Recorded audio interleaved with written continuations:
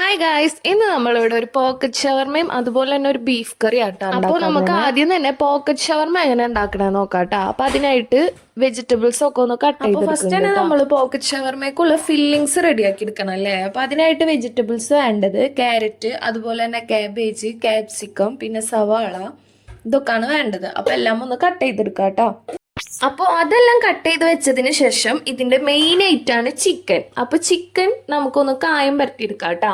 അപ്പൊ അതിനായിട്ട് ചിക്കൻ ചെറിയ പീസുകളായി കട്ട് ചെയ്തെടുത്തത്, അതുപോലെ തന്നെ അതിലേക്ക് ഉപ്പ്, മഞ്ഞൾപ്പൊടി, മുളക് പൊടി, കാശ്മീരി ചില്ലി, അല്പം വിനാഗിരി എന്നിവ ചേർത്ത് നല്ലപോലെ കായം വരും. അതിലേക്ക് കുറച്ച് ഗരം മസാലയും അതുപോലെ തന്നെ ഇഞ്ചി വെളുത്തുള്ളി ചതച്ചത് ചേർത്ത് കൊടുത്തിട്ടുണ്ട് കേട്ടോ. എന്നിട്ട് നല്ലപോലെ മിക്സ് ചെയ്ത് ആ മസാല എല്ലാം നല്ലപോലെ പിടിക്കാൻ വേണ്ടിയിട്ട് ഒരു അരമണിക്കൂർ നമുക്കൊന്ന് ഫ്രിഡ്ജിൽ വെച്ചെടുക്കാം കേട്ടോ. അപ്പൊ നമുക്ക് പെട്ടെന്ന് സെറ്റായി കിട്ടും കേട്ടോ.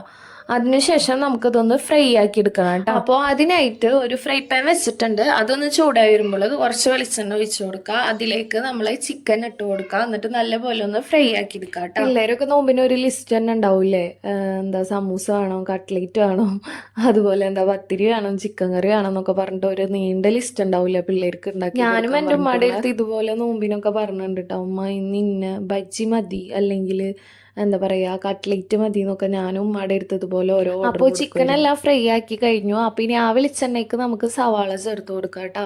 ഇപ്പൊ നിങ്ങൾ വിചാരിക്കുന്നുണ്ടാവും പോക്കറ്റ് ഷവർമക്ക് ഇതൊന്നും വഴറ്റേണ്ട കാര്യമില്ലല്ലോ എന്ന്. ഞാൻ പക്ഷെ ജസ്റ്റ് ഒന്ന് ചൂടാക്കി എടുക്കാണ് കേട്ടോ. ആ ചിക്കൻ്റെ വെളിച്ചെണ്ണയിൽ തന്നെ ഒന്ന് ജസ്റ്റ് ഒന്ന് ചൂടാക്കി എടുക്കുമ്പോൾ ആ ചിക്കൻ്റെ ഫ്ലേവറും ഇതൊക്കെ വരുമ്പോൾ ഒരു ടേസ്റ്റാണ്. അപ്പോൾ സവാള ഒന്ന് ജസ്റ്റ് ചൂടായി വന്നതിന് ശേഷം ഞാൻ കുറച്ച് ക്യാരറ്റും കൂടി ആഡ് ചെയ്ത് കൊടുത്തിട്ടുണ്ട്. എന്നിട്ട് അതും നല്ലപോലെ ഒന്ന് മിക്സ് ചെയ്ത്. അപ്പോൾ ഞാൻ പറഞ്ഞു വന്നത് എന്താണെന്ന് വെച്ചാൽ നമ്മൾ ഉമ്മമാരുണ്ടാക്കി തരുമ്പോൾ എന്തിനും ഒരു പ്രത്യേക ടേസ്റ്റാല്ലേ. അപ്പോൾ ഞാൻ പക്ഷെ കൂടുതലും നോമ്പിന് ഇങ്ങനെ വറവുകളൊക്കെ കുറവായിട്ടാണ് കഴിച്ചിരുന്നത്. ഞാൻ കൂടുതലും എന്താ പറയുക നോമ്പ് തുറന്നു കഴിഞ്ഞ് എന്തെങ്കിലും 1-2 സ്നാക്സ്, പിന്നെ ചോറാണ് മെയിനായിട്ട്. അപ്പോൾ എന്നെ പോലെ ചോറ് കഴിക്കാൻ നോമ്പിന് ഇഷ്ടമുള്ളവര് ജസ്റ്റ് ഒന്ന് കമന്റ് ചെയ്യട്ടോ. അപ്പോൾ ക്യാരറ്റും ഒന്ന് ചൂടായി വന്നതിന് ശേഷം നമ്മൾ ക്യാബേജ് ഒന്ന് ചേർത്ത് കൊടുത്തിട്ടുണ്ട് കേട്ടോ. എന്നിട്ട് നല്ലപോലെ ഒന്ന് മിക്സ് ചെയ്തെടുക്കാം കേട്ടോ. അതിനുശേഷം ക്യാപ്സിക്കം കൂടി ആഡ് ചെയ്ത് കൊടുക്കുന്നുണ്ട്. പിന്നെ കുറച്ച് ഉപ്പ്, അതുപോലെ തന്നെ കുരുമുളക് പൊടി, എന്നിട്ട് നല്ലപോലെ ഒന്ന് മിക്സ് ചെയ്തെടുക്കുന്നുണ്ട് കേട്ടോ. അപ്പോൾ എന്നിട്ട് എല്ലാം കൂടെ നല്ലപോലെ ഒന്ന് മിക്സ് ചെയ്തെടുക്കാം കേട്ടോ. പിന്നെ ഇപ്പോൾ ഇതൊക്കെ പറഞ്ഞപ്പോഴാണ് എനിക്ക് നോമ്പിന് ഏറ്റവും കൂടുതൽ ഓർമ്മ വരുന്നത് എന്താണെന്ന് വെച്ചാൽ എൻ്റെ വല്യമ്മ, അതായത് എൻ്റെ ഉമ്മയുടെ ഉമ്മ ഉണ്ട്, മൂപ്പരുണ്ടാക്കണ ബജ്ജിയാണ്. അടിപൊളി ടേസ്റ്റാണ്. ഇതുവരെ ഞാൻ വല്യമ്മ ഉണ്ടാക്കിയിട്ടുള്ള ആ ബജ്ജിയുടെ ടേസ്റ്റ് എനിക്ക് വേറെ എവിടെയൊന്നും കിട്ടിയിട്ടില്ല. അപ്പോൾ ഈ മസാലകളൊക്കെ ഒന്ന് സെറ്റായി വന്നതിന് ശേഷം നമ്മൾ ചിക്കൻ ഫ്രൈ ആക്കിയത് അതിക്ക് ചേർത്ത് കൊടുക്കുന്നുണ്ട് കേട്ടോ. അത് കൈ കൊണ്ട് ജസ്റ്റ് ഒന്ന് പിച്ചി എടുത്തതാണ്, മിക്സിയിലിട്ട് ക്രഷ് ആക്കിയത്. അപ്പോൾ അതെല്ലാം നല്ലപോലെ സെറ്റായി വന്നിട്ടുണ്ട് കേട്ടോ. എല്ലാം കൂടെ നല്ലപോലെ മിക്സ് ആക്കി എടുത്തിട്ടുണ്ട്. പിന്നെ അധികം വഴറ്റി ഇതാക്കിയൊന്നും എടുക്കണ്ട, ജസ്റ്റ് ഒന്ന് സ്റ്റെപ്പായിട്ട് നമുക്ക് മയോനൈസ് ഉണ്ടാക്കാം. അപ്പം അതിനായിട്ട് 2 മുട്ട എടുത്തിട്ടുണ്ട്. പിന്നെ അതുപോലെ തന്നെ ഒരു വെളുത്തുള്ളി, പിന്നെ കുറച്ച് സൺഫ്ലവർ ഓയിൽ കേട്ടോ. എന്നിട്ട് നല്ലപോലെ ഒന്ന് മിക്സ് ചെയ്ത് അടിച്ചെടുക്കാം കേട്ടോ. എന്നിട്ട് ഓയിൽ പിന്നെയും കുറച്ച് ആഡ് ചെയ്ത് അങ്ങനെ അടിച്ച് സെറ്റായി വരുമ്പോൾ നമുക്ക് ആ ഒരു കൺസിസ്റ്റൻസി അറിയാമല്ലോ. അപ്പോൾ മയോനൈസ് കൂടിയും അതിൽ ആഡ് ചെയ്ത് കൊടുത്തിട്ട് നല്ലപോലെ ഒന്ന് മിക്സ് ചെയ്തെടുക്കാം കേട്ടോ. അപ്പോൾ നല്ലതുപോലെ മിക്സ് ആക്കി എടുത്തിട്ടുണ്ട്. അപ്പം ഇനി അടുത്ത സ്റ്റെപ്പ് എന്ന് വെച്ചാൽ നമ്മളെ ബ്രെഡ് നമുക്കിനി സെറ്റാക്കി എടുക്കണം. അപ്പം അതിനായിട്ട് ബ്രെഡ് വട്ടത്തിലാണ് ഞാനിവിടെ കട്ട് ചെയ്തെടുക്കുന്നത്. അപ്പോൾ ഒരു മൂടി വെച്ചിട്ട് ഞാൻ പ്രസ്സാക്കിയിട്ട് വട്ടത്തിലാക്കി ബ്രെഡ് കട്ട് ചെയ്തെടുത്തതിന് ശേഷം മുട്ടയിലൊന്ന് ജസ്റ്റ് ഡിപ്പ് ചെയ്ത്, അങ്ങനെ ഡിപ്പ് ചെയ്തെടുത്തതിന് ശേഷം ബ്രെഡ് ക്രംസിൽ വെച്ചിട്ട് തന്നെ ജസ്റ്റ് ഒന്ന് നല്ലപോലെ കോട്ട് ചെയ്തെടുക്കാം കേട്ടോ. കോട്ട് ചെയ്തെടുത്തതിന് ശേഷം വെളിച്ചെണ്ണ ഒന്ന് ചൂടായി വന്നതിന് ശേഷം അതിലേക്ക് ഇട്ടിട്ട് ജസ്റ്റ് ഒന്ന് ഫ്രൈ ആക്കി എടുക്കാം കേട്ടോ.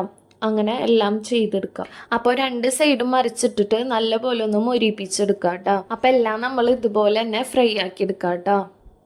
എല്ലാം ഫ്രൈ ആക്കി എടുത്തതിന് ശേഷം ചൂടാറാൻ വേണ്ടിയിട്ട് വെയിറ്റ് ചെയ്യാം കേട്ടോ. എന്നിട്ട് ചൂടാറി കഴിഞ്ഞതിന് ശേഷം നടുഭാഗം വെച്ചിട്ട് കട്ട് ചെയ്തെടുക്കാം കേട്ടോ എല്ലാം. അപ്പോൾ നടുഭാഗം വെച്ച് കട്ട് ചെയ്തെടുക്കുമ്പോൾ നമുക്ക് ജസ്റ്റ് ഒരു പോക്കറ്റ് പോലെ സെറ്റായി വന്നിട്ടുണ്ടാവും കേട്ടോ.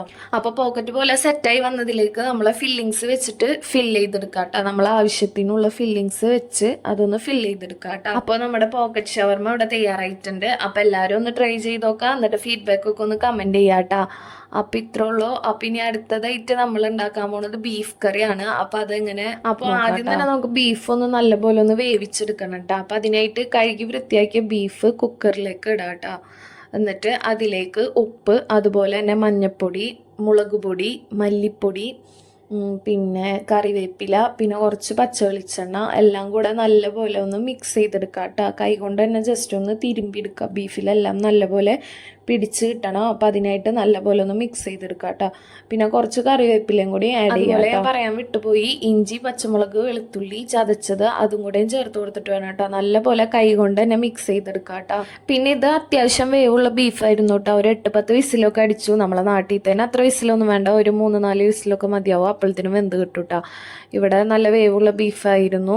അപ്പോൾ ബീഫ് നല്ലപോലെ ഒന്ന് വെന്ത് വന്നിട്ടുണ്ട്. അപ്പോൾ അതിനുശേഷം ഞാനൊരു ചട്ടി വെച്ചിട്ടുണ്ട്. ചട്ടിയിൽ കുറച്ച് വെളിച്ചെണ്ണ ഒഴിച്ചു കൊടുത്തിട്ടുണ്ട്. അതൊന്ന് ചൂടായി വന്ന് ജീരകം പൊട്ടിച്ചെടുക്കുന്നുണ്ട് കേട്ടോ. അത് കഴിഞ്ഞിട്ട് സവാള ഇട്ട് കൊടുക്കുന്നുണ്ട്. എന്നിട്ട് സവാള നല്ലപോലെ ഒന്ന് വഴറ്റിയെടുക്കാം കേട്ടോ. സവാള ഒന്ന് വഴറ്റിയെടുത്തതിന് ശേഷം ഇഞ്ചി, വെളുത്തുള്ളി, പച്ചമുളക് ചതച്ചത് കുറച്ചൊന്ന് ആഡ് ചെയ്ത് കൊടുക്കാം കേട്ടോ. എന്നിട്ട് നല്ലപോലെ ഒന്ന് മിക്സ് ചെയ്തെടുക്കാം. പിന്നെ ബീഫ് വേവിക്കുന്നതിൽ നമ്മൾ കുറച്ച് പൊടികളൊക്കെ ചേർത്തിട്ടുണ്ട്. അപ്പം അത് നോക്കിയിട്ട് നമ്മൾ ഇതിൽ ആഡ് ചെയ്ത് കൊടുക്കാം കേട്ടോ. എരിവൊക്കെ വളരെ നന്നായി ശ്രദ്ധിക്കുക. അപ്പോൾ കുറച്ച് മഞ്ഞൾപ്പൊടി, അതുപോലെ തന്നെ മുളക് പൊടി, പിന്നെ കുറച്ച് കാശ്മീരി ചില്ലി, പിന്നെ മല്ലിപ്പൊടി എന്നിവ ചേർത്ത് നല്ലപോലെ ഒന്ന് വഴറ്റണയിൽ കുറച്ച് പൊടികൾ ഞാൻ ചേർക്കണുള്ളൂ. കാരണം നമ്മൾ ഓൾറെഡി കുക്കറിൽ കുറച്ച് പൊടികൾ ആഡ് ചെയ്തിട്ടുണ്ടായിരുന്നു. അപ്പോൾ ഇതെല്ലാം വഴറ്റിയെടുത്തതിന് ശേഷം നമുക്ക് കുറച്ച് തക്കാളിയും കൂടി ആഡ് ചെയ്ത് കൊടുത്തിട്ട് നല്ലപോലെ ഒന്ന് മിക്സ് ചെയ്തെടുക്കാം. കലത്തിൽ വെക്കുന്ന ബീഫ് കറിയൊക്കെ ഒരു പ്രത്യേക ടേസ്റ്റല്ലേ, അടിപൊളിയാണ്. അപ്പോൾ നിങ്ങൾ കലത്തിൽ ഇതുവരെ വെച്ചിട്ടില്ലെങ്കിൽ അതും ഒന്ന് ട്രൈ ചെയ്ത് നോക്കാം കേട്ടോ. അപ്പോൾ തക്കാളി നല്ലപോലെ ഒന്ന് വഴണ്ടി വന്നതിന് ശേഷം പൊട്ടറ്റോ ചേർത്ത് കൊടുക്കുന്നുണ്ട് കേട്ടോ.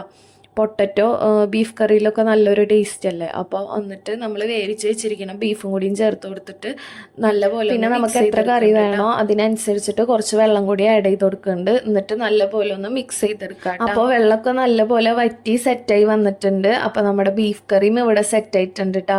അപ്പോൾ എല്ലാവരും ഒന്ന് ട്രൈ ചെയ്ത് നോക്കാം. എന്നിട്ട് ഫീഡ്ബാക്കൊക്കെ ഒന്ന് കമൻറ്റ് ചെയ്യുക കേട്ടോ. പിന്നെ പുതിയതായി കാണുന്നവരാണെങ്കിൽ ജസ്റ്റ് ചാനലൊന്ന് സബ്സ്ക്രൈബ് ചെയ്യുക, അതുപോലെ തന്നെ ഷെയർ ചെയ്യുക, ലൈക്ക് ചെയ്യാനായിട്ട് പോക്കറ്റ് ഷവർമയും അതുപോലെ തന്നെ സമൂസയായിരുന്നു. പിന്നെ പത്തിരിയും ബീഫ് കറിയും ഉണ്ടായിരുന്നു കേട്ടോ. പത്തിരിയും ബീഫ് കറിയും അല്ലെങ്കിൽ പത്തിരിയും ചിക്കൻ കറിയും ഒക്കെ എല്ലായിടത്തും നോമ്പിന് പതിവല്ലേ. അപ്പോൾ ഇത്രേ ഉള്ളൂ. Thanks for watching.